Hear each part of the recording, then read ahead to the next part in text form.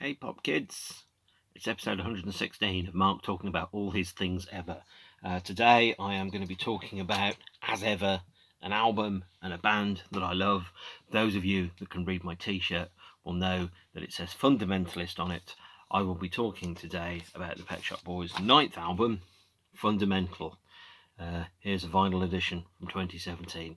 Don't quite know why I'm showing you that. I haven't even taken the shrink wrap off, so all you're really seeing is a reflection of my phone. Hello, there it is, and my CD shelves.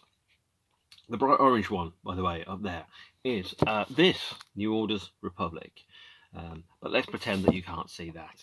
Of course, when you've got a black album cover, it's very reflective.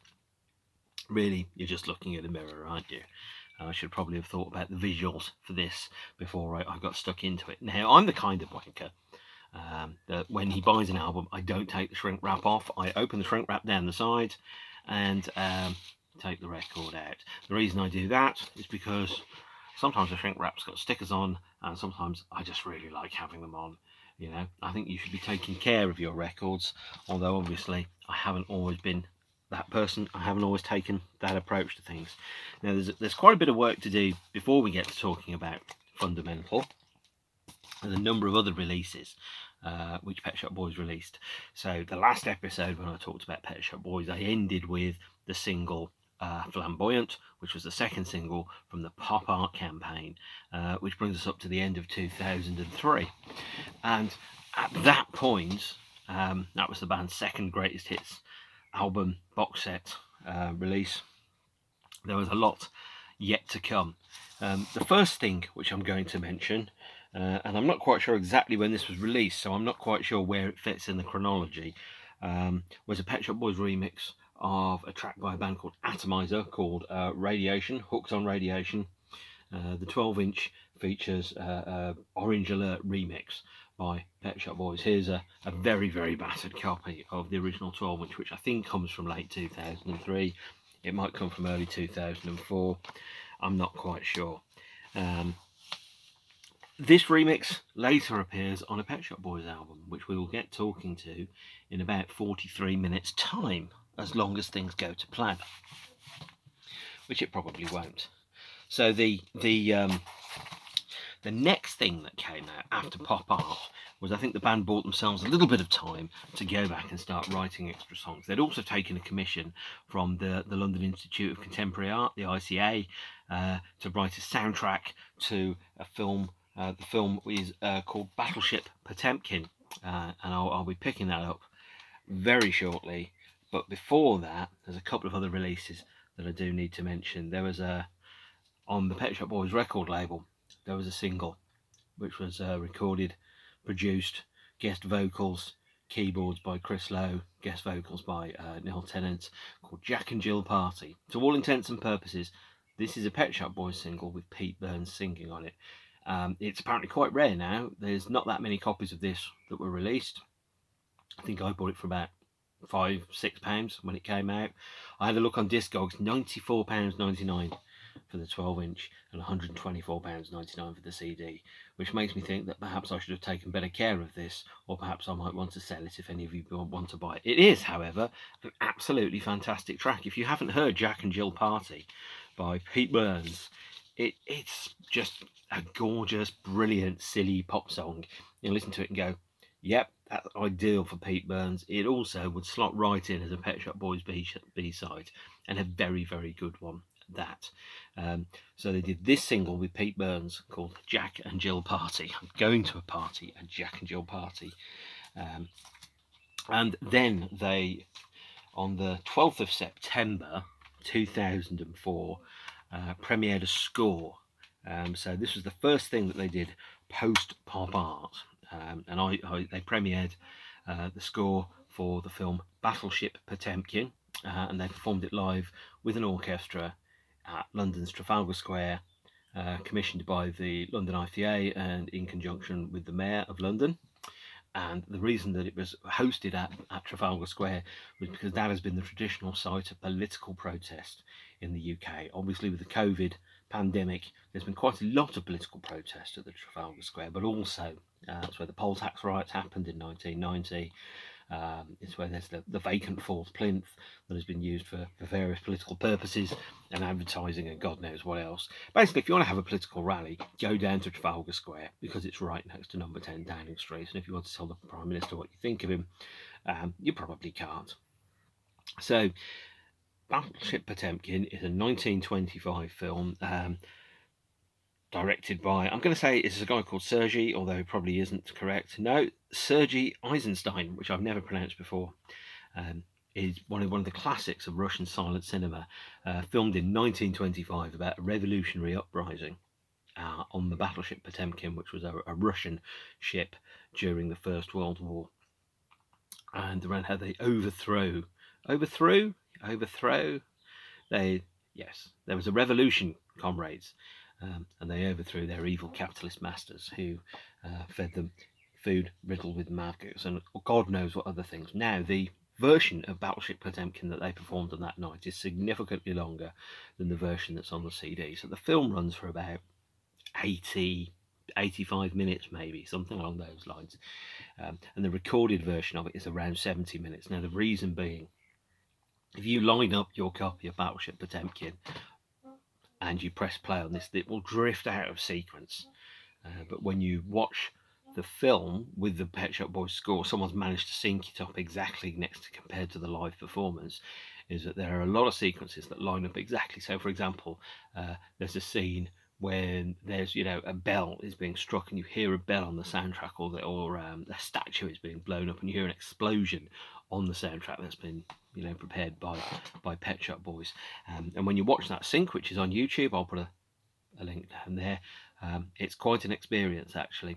Now, the idea was for Battleship Potemkin, I think some of the original contemporary ideas was that there'd be a new score written every 10 years or so for the film with contemporary artists.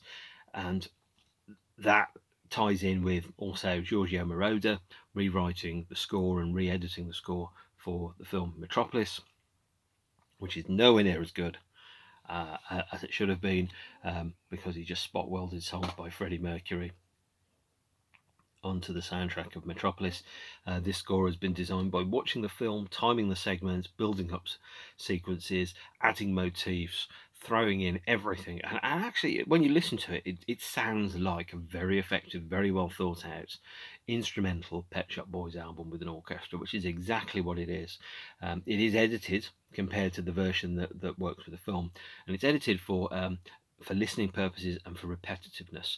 So there's a couple of tracks. I think there's one called Niet, there's one called Drama in the Harbour, there's one called After All, where the sequences kind of loop, and when you listen to them without the visual accompaniment, you just go, I've heard this section before 2 minutes ago. Especially when you've got 2 or 3 minutes of similar looking shots of people running around looking concerned or being shot by their terrible enemy and foe.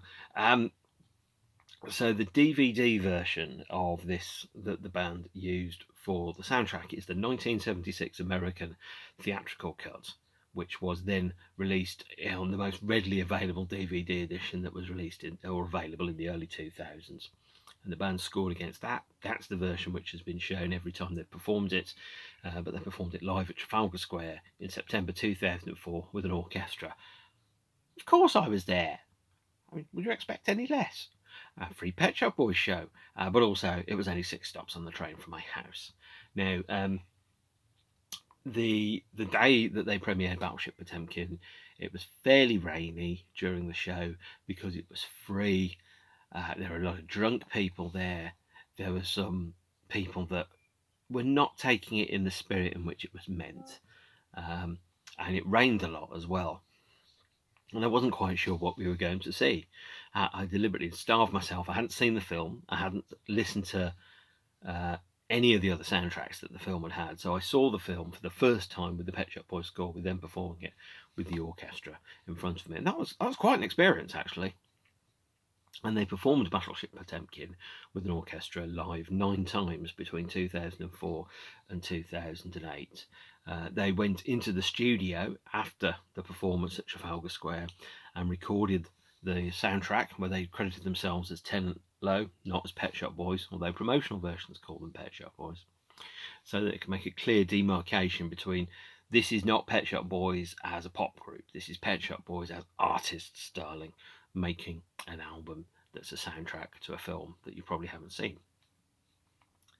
And it was released in September 2005, which the band then supported with a German tour, where they performed the film several times in Germany with the orchestra.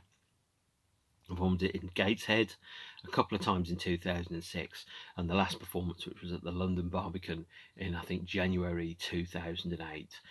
I was at the show in 2008, so I saw the first and last performances of Battleship Potemkin, and I was far more familiar with the songs and the material and the film at that point than I was obviously the first time that I'd seen it. So if you're going, well, where do I start with Pet Shop Boys? Don't start with the soundtrack to Battleship Potemkin, but it is a fascinating album. It's a very interesting experiment. It's the type of stuff bands do when they're just artists, as opposed to, well, we write songs and we have hits. So that certainly wasn't how they were thinking at the time. We move into 2005 now, after Battleship Potemkin, with the release of an unusual compilation, the Back to Mine compilation here, which is effectively the band's mixtape of their favourite material. One CD for Chris, one CD for Neil. And you can clearly see, if you listen to both of them, you can see how two different personalities fit together. So CD one is Chris Lowe, and it's basically banging disco tracks. The Flirt's Passion is on here. Queen's The Show Must Go On, not a banging disco track. Dusty Springfield is the only artist who's on both the CDs, by the way. But there's a lot of high energy disco tracks and stuff with lots of electronic and that very kind of Lego type electronica, that chunky bass line, those rigid rhythms. There's all those fantastic things that you go, yep, that sounds like Chris Lowe.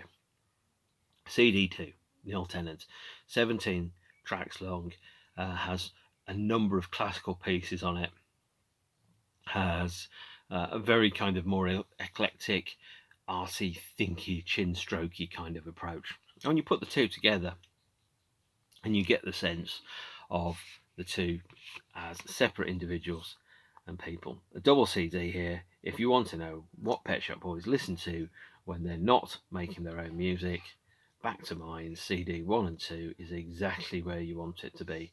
It's a interesting, fascinating insight into their own lives. Now, normally they'll put a list in the Pet Shop Boys annual called Literally, or the Fan Club magazine. Now they did it as a CD. So that was fairly interesting. And then it all kind of went a little quiet, which is great, because it meant that the band were working, and they were working their way through what they're going to do next. So the first signs that there was of any real activity came in late 2005 with a promotional 12-inch. Here it is. This is the Psychological 12-inch, which was a vinyl-only promotional release of two remixes of Psychological and one remix of a track called Minimal. Very, very low key, really. There's a remix, a dub version of Psychological, and the Radio Slave remix of Minimal on here. This was the first sign that anything was happening in Pet Shop Boys land in December 2005. And at that point, it was fairly clear. I think they might have even announced the album by then, but they'd announced, they'd made it clear that they'd finished an album. Now, unlike other Pet Shop Boys albums, Fundamental here is the first Pet Shop Boys album that was written with a very, very specific agenda, which is obviously the name of a Pet Shop Boys EP. And the agenda, as written down in detail in this book, had a number of highlights in it, which is catchy pop songs that sound very now, very electro pop, and are about the world now. Don't be afraid of being moronic, more innuendo and humour, no human feel, glitch and click. And then for the sounds, they said dirty fat synths, not clean Kraftwerk electronics, not house, no pianos, glitch and click. So effectively what they were going for was kind of a dirty, real, kind of chunky sound that was fat, had lots of mega bass in it, and was, not afraid to be humorous, a little bit daft and a little bit silly, which is obviously a complete reaction to the previous album release. Every Pet Shop Boys album is a reaction to the album before it. and obviously every album is also hugely influenceable on the album that comes after it.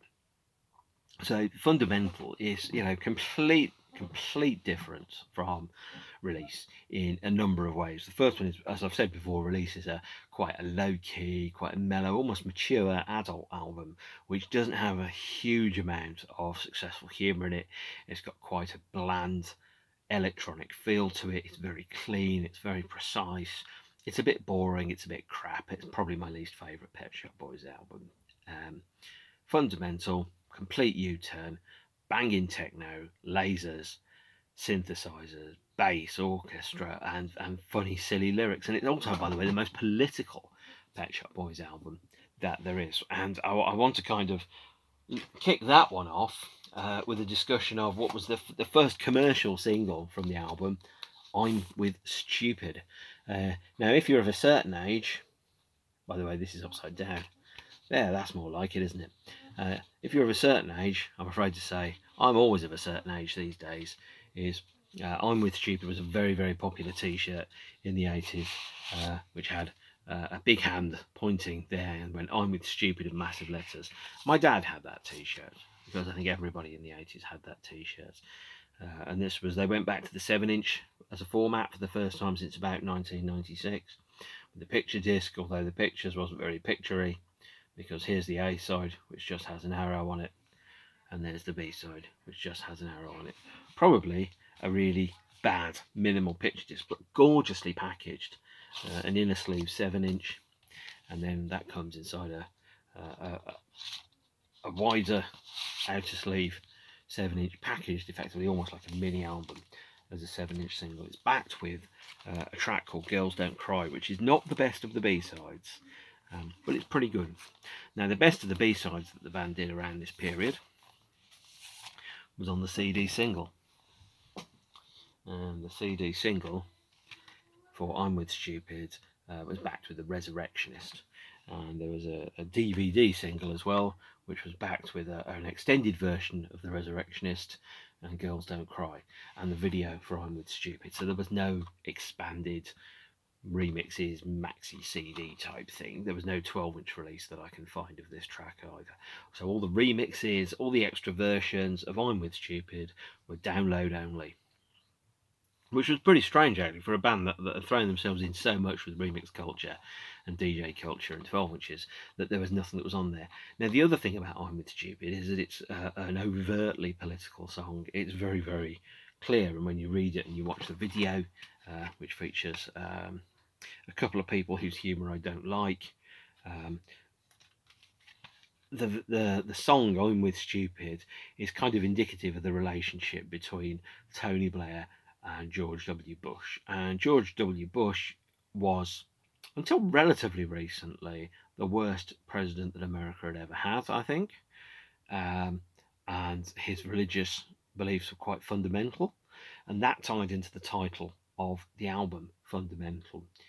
Because fundamental is almost like saying, right, so we're stripping away all the other factors around it. We're really boiling it down to its bare bones here.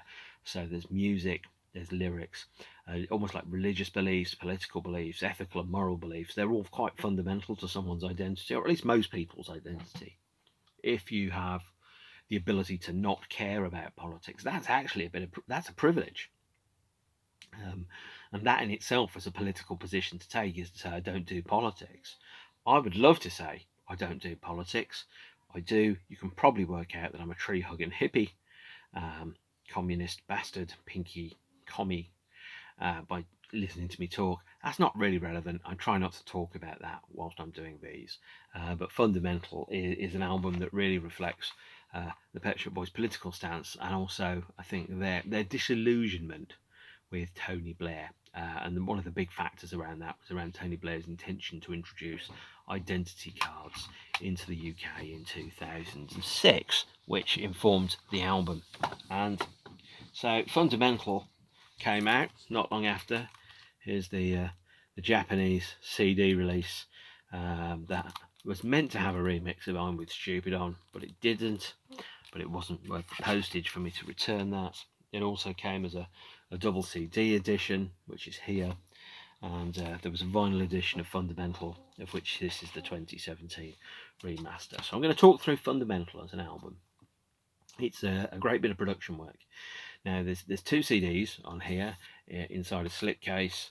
The album itself comes in this gorgeous black packaging here, and you can open it out, and it's very streamlined, very minimal. That ties in with the minimal title track itself. A bright pink CD, and if you open it out, it has been years since I've opened this, so you can see me break it in real time. And an orange CD as well for the second CD. The orange CD is called Fundamentalism, which is remixes, and the CD itself, Fundamental, is a bright pink.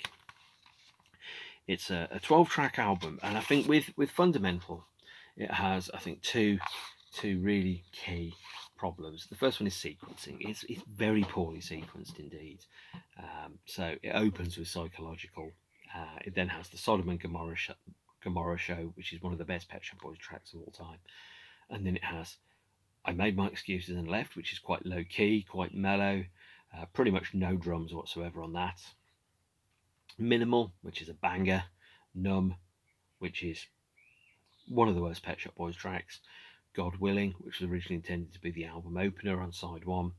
Then Luna Park. Then On With Stupid, which is a fast pacey number. Casanova in Hell, 20th Century, Indefinite Leave to Remain, and Integral, and it closes on Integral.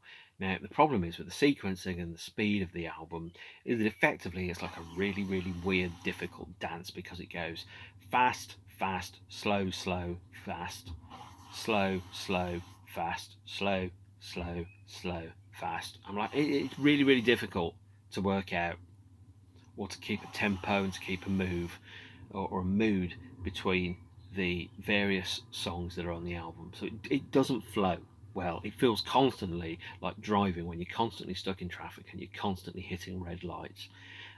So I'd reorder the sequence of the album completely. I'd open with the Sodom and Gomorrah Show. I'd have Integral as the second track, I'm With Stupid as the third track, and then you've got 3 songs there which are all together, which are around political, ethical, moral belief structures. So for example, Sodom and Gomorrah Show, which is around sin and debasement and everything that goes with it. And then you've got Integral, which is a song which is about identity politics, identity cards, and things like that. It's got the line, if you've got nothing to prove, if you've got nothing to, oh fuck it, I can't remember, hang on a second, I'll check the lyrics.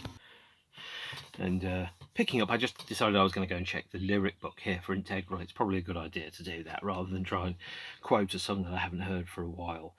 So it's got the chorus, if you've done nothing wrong, you've got nothing to fear. If you've something to hide, you shouldn't even be here. And it's a song that has become sadly timeless, because we live in an age of surveillance culture now. We live in an age of moral probity and moral panics. That is the idea that people should be interrogated on their moral beliefs, and also that if you want privacy, that actually you've got something to hide and you shouldn't be trusted. There's a very invasive newspaper culture, which was detailed in a book called Dial M for Murdoch, where newspapers intercepted and interfered with mobile phones, answer phone messages. They picked up answer phone messages from somebody that had gone missing, which diverted police activity into the belief that that person was still alive and still accessing their phone. This is a insidious and evil behaviour, actually, that directly interfered and perverted the course of justice, as well as wasted police time. And all those kind of factors around surveillance, information, privacy, knowledge, and the politicisation of our very, very basic personal data are all built into the song Integral, which is one of the best Pet Shop Boys tracks that there is, because it sounds like a political manifesto that you can dance to, that's also, putting it technically, paranoid as fuck. So that's kind of how I'd sequence the album. I put those 3 songs to start, then I'd Made My Excuses and Left, and 20th Century, bring the tempo down a little bit, and then have Minimal as the closing song on side 1. Now, I think Minimal, by the way, is an absolutely classic Pet Shop Boys track. It's got this gorgeous lyric. It's quite basic in terms of it's not really that overblown in many ways, but it also at the same point it's just a full-on relentless. It's almost got like a Mogadon metronomic rhythm that just keeps going no matter what else happens in the song around it. So it's mechanical, powerful. I think it's a great song actually, and I'll talk a little bit more about that when I get to the single in a moment. In my preferred running order for the album, the first song on side 2 is Psychological, which is the first song on side 1 here. Because I still think about albums as having two sides that are onto them, effectively two kind of separate identities inside the song itself. Then you've got God Willing, Luna Park, Numb, which I don't particularly like, Casanova in Hell, and Indefinitely to Remain. Now, Casanova in Hell is an incredible song. Actually, it's one of in the version that's not on this album. There's a version that's on a live album. It's one of my very favourite Pet Shop Boys songs. Because the idea being is that it's a song being written about Casanova by Casanova, inventing all these conquests to compensate for the fact that he wasn't actually that successful. And if you've spent time with any bloke under about the age of 30, at any point in your life, they will probably make out that there's some kind of Lothario that's been far more successful with the opposite sex than they actually have been. Maybe I'm only talking about people that I knew when I was younger.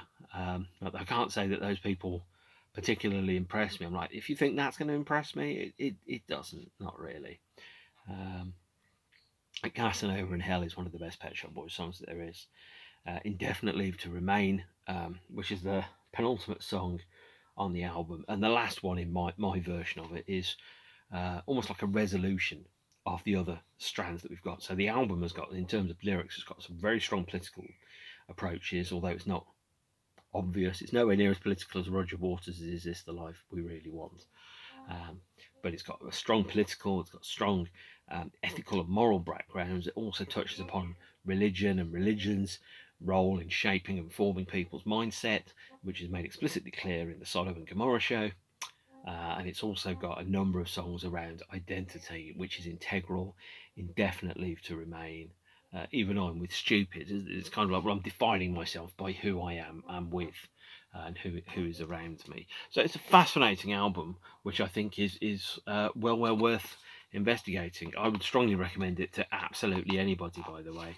It's one of the Pet Shop Boys' best albums. Now, the second disc, the second CD on this is called Fundamentalism, and it's a 50-minute remix album of alternate versions that's got a new track on it called Fugitive. It's called the Richard X Extended Mix, but it isn't, because it's actually just the standard version of it. There's a shorter version of Fugitive that's just an edit, and it's got remixes of Sodom and Gomorrah, Psychological, Flamboyant, I'm With Stupid. So that's the only place where the remixes of I'm With Stupid appeared at the time. A new track called In Private, which is a re-recording with Elton John as a duet of the song that was originally with Dusty Springfield, and then Minimal, and the Sodom and Gomorrah show, a second remix of that. First album appearance of Flamboyant, first album appearance of In Private by Pet Shop Boys themselves, and first album appearance of Fugitive as well. So there's really only one, two, three.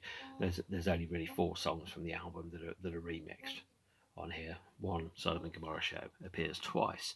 I love Fundamental. I think it's a great album, and it should get more love, really.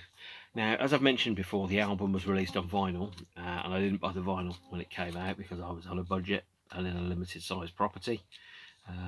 But here's the 2017 remaster, repressed on vinyl. Now, as far as I can tell, this remaster only has cosmetic differences from the original. It varies very slightly, probably slightly enough for you to be able to say that the album has been remastered and therefore deserves a new copyright notice, which extends the copyright of the album by a number of years. But aside from that, it is, to all intents and purposes, like all the Pet Shop Boys remasters, aside from very minor typographical, legal and copyright differences, identical in every way, shape or form to the original release. which probably sells for a huge amount of money, and shouldn't. And so I'll put that back in its sleeve here. I'll put that back in its plastic thing some other time. And I'll talk about the two 12-inches that were released at the same time as the album was released. So Fundamentalism was not released as an album. However, Fundamentalism was released as two 12-inches, replicating the track listing on the original LP. This is 12-inch number 1, which had 4 tracks. So I don't think this was eligible for a chart position.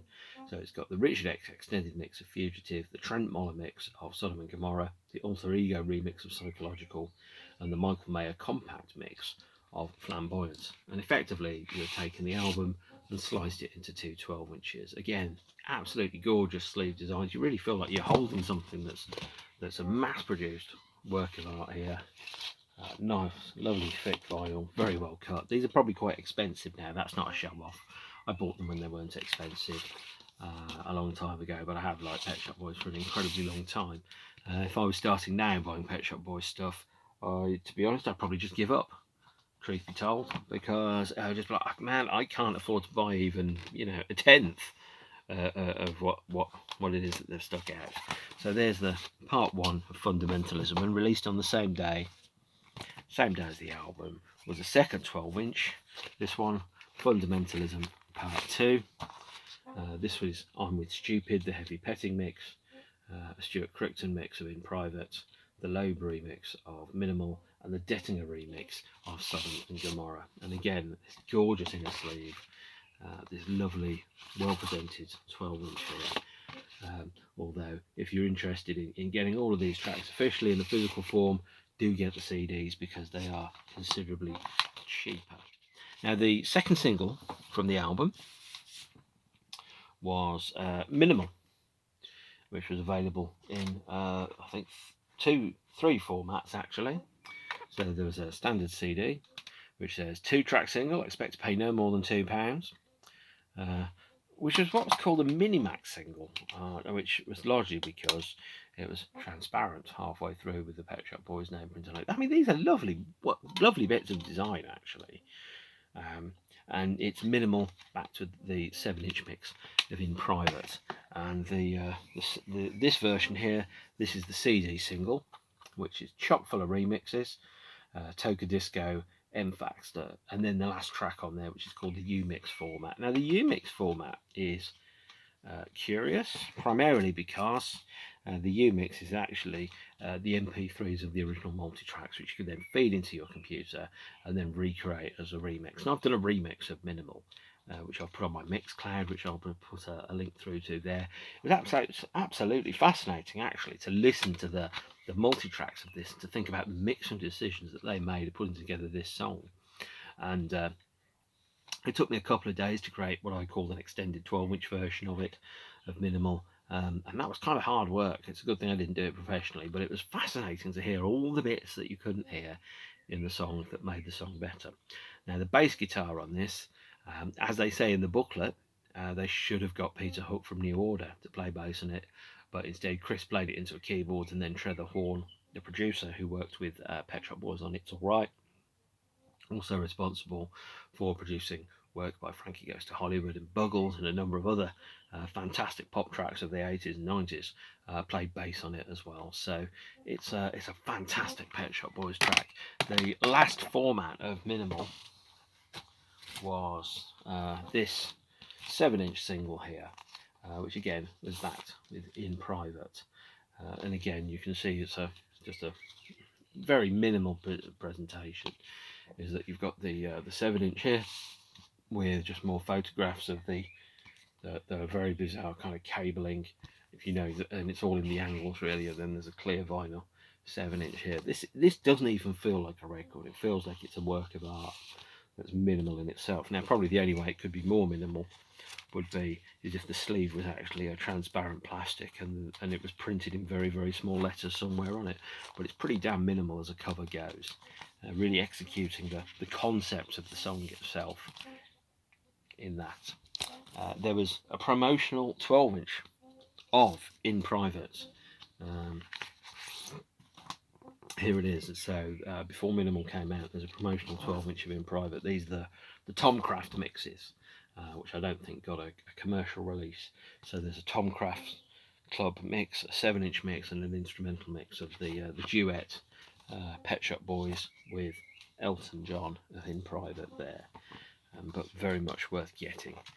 Again, probably difficult to find these days. Sorry. There was a day when you know, they were like, these were very, very common, but they're not now.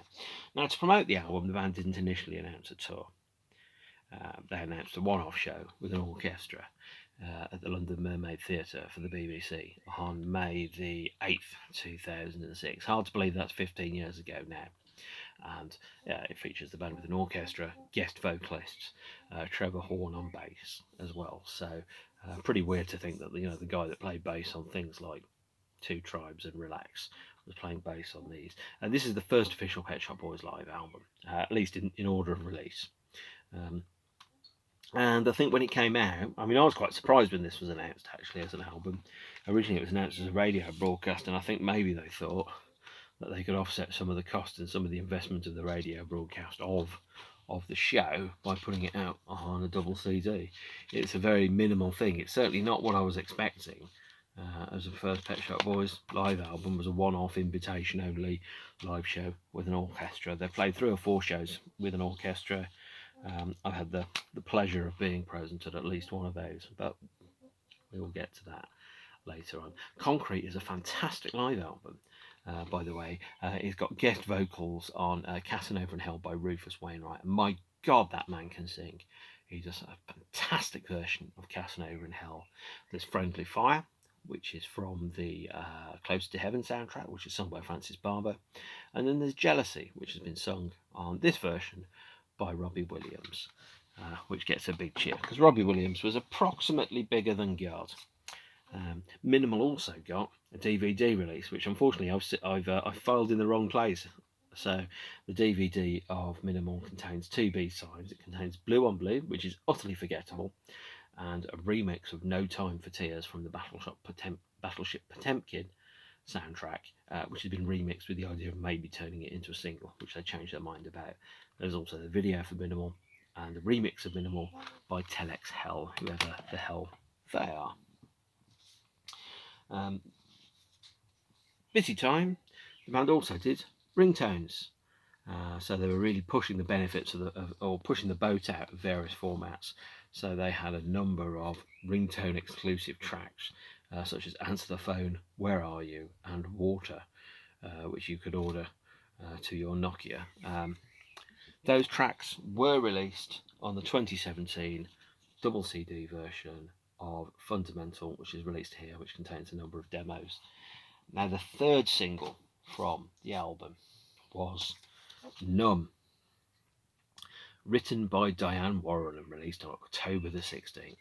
The band had started touring. They played 2 shows at London Bridge. I didn't go because tickets were £125, which was bloody ridiculous cost for those tickets, and the band learnt their lesson, because the next time they came around they played Hammersmith Apollo. Tickets were £27.50, which was considerably more affordable. Now, Numb is probably my least favourite Pet Shop Boys song, because it is a cover version of a track written by Diane Warren. I think it was originally offered to Aerosmith for a movie soundtrack, which they declined, and it was also recorded for the Pop Art album, but they chose not to release it for Pop Art. They chose to put Flamboyant and Miracles on there. It's an okay song, but it does feel a bit obvious. It feels like the band are trying to go, well, we're trying, Yes, you are indeed. And so Numb also came in a number of other formats. There was a 2-track CD single, which is backed with West End Girls live from the Mermaid. And another version here, I think this is a CD, which is backed with Bright Young Things, Party Song, and it has the PSB original demo of Numb on, which by the way was a version that was recorded for Pop Art. There was also a 12-inch of Numb, which is here, which is the album version, an a cappella mix of the track, and also is backed with a Ewan Pearson mix of Psychological, which was the B-side of the Minimal promo 12-inch. I would have thought actually that Psychological would have got a few more remixes, but it didn't. And that brings us into 2007, but not before I mention the Numb 7-inch, which is backed with Party Song, and again comes in a wonderful sleeve. It's almost like a mini album. Wonderful bit of packaging, actually. They're so good at packaging. But I think I'm preaching to the converted when I talk through that. So there was some DVD releases that the band did. They did a documentary called A Life in Pop that was broadcast on British television. That was also released as a DVD. There is an entertaining 2.5-hour romp through the band's career up to that point. They also did this DVD, Cubism, which was recorded in Mexico November 14th, 2006, is exactly how I remember the show at the Hammersmith Odeon. Singing, dancing, neighbours, fun, partying, lasers, all that stuff. Just a complete romp of a show, taking the cue from the Discovery tour, just going, you know what, we're just going to play hits, and it's got a wonderful medley of minimal and shopping in it as well. I strongly recommend this. If nothing else, you'd be surprised actually at how accomplished at stagecraft and presentation the band have become, from a band that originally said that they didn't want to play live at all. It's a wonderful DVD, really good. The band also played them. This was the last show that I saw them on the Fundamental tour. They played a 4-song set at the Brixton Academy in October 2007 with the release era, touring era lineup of the band, and they played 4 songs, 2 of which are on this DVD, Keen for War Child. And they tied in that with the release of another couple of things. They did some tracks with Robbie Williams, which included the single She's Madonna. She's Madonna gets its title from apparently what the film director who did, what's it called now, Snatch, and you know, Lock, Stock and Two Smoking Barrels and all that stuff, Guy somebody or other said to his girlfriend when he dumped her because Madonna wanted to go out with them, apparently he said, hey baby, face it, she's Madonna, which is funny but also a little cruel. And the last single from the album, which was released around about the time of the Brixton show, was Integral, which also tied in with the release of the compilation remix album Disco 4. So this is a promotional 12-inch for Integral, which is actually officially, it's the Disco 4 remix album sampler, which has 2 remixes of Integral, one by Dave Spoon, one by the Pet Shop Boys themselves, and the Read My Mind remix of The Killers, and Madonna's Sorry, which is the Pet Shop Boys maxi mix. This is the closest thing you'll get to a 12-inch of Integral, because Integral was only released as a download, and if you scanned a QR code on a poster with your phone, if you lived from the future. Integral was completely re-recorded, rebuilt, reworked, remixed, re-everything for single release. It's one of the best Pet Shop Boys singles. The remix is apparently controversial because some people don't like it because it varies quite a lot from the LP mix, but I think it's a great song, and it got a physical release on this album, Disco 4, the 4th and to date last Pet Shop Boys disco album, which is a compilation of remixes by Pet Shop Boys of artists including Pet Shop Boys, but also include David Bowie, Yoko Ono, Madonna, Atomizer, that 12-inch I showed you earlier on, Rammstein as well. And it's also the first CD mix, or the first CD appearance of the Pet Shop Boys maxi mix of I'm With Stupid, which was previously only on download. So this is really hard to get on vinyl. It was a numbered limited edition double 12-inch. It's not available to download from download sites because of the licensing problems with getting the Killers, David Bowie, Yoko Ono and Rammstein to all agree to appear on a compilation album. And it's not my favourite Pet Shop Boys album at all. It's not particularly good. the period was wrapped up with two more things. The first one is they did their last performance at Battleship Potemkin at the London Barbican in 2008, and they also did a CD single on their label Compact, which I think which is I'm in Love with the German film star Pet Shop Boys with Sam Taylor Woods, which features a cover version of that old 80s classic. Really good, really hard to get a hold of. Sorry guys. 2017 saw the release of Fundamentalism 2 disc edition, which features the album in a slightly remastered form on CD1 and a bunch of remixes and demos on CD2. And by the way, all of the demos that are on here, Dancing in the Dusk, Solomon Gomorrah Show, One Way Street, lots of those demos were available to stream from the Pet Shop Boys site, and there were lots more demos that you could stream from the Pet Shop Boys site that were as MP3s. And if you're able to slice around in the source code, and you could go Pet Shop Boys /128.mp3, and you could bring out a track and you can just save it directly. So there's lots more demos that are out there at the time. But no, this is the version of the album to get. If you're going to get one version of it, get this version and get the 2006 double CD with Fundamentalism on it. And now I'm going to present to you my cat, because I can. Here he is. Here's Price. Not looking particularly impressed at all, are you? This is probably the best place to close up the episode. Thank you for your time and your interest. Stay beautiful. I will see you all again. I'm going to let this guy down now. I'll put links in the comments to the Mexico show and my remix of Minimal, and I will see you all again sometime soon. Thank you, and bye.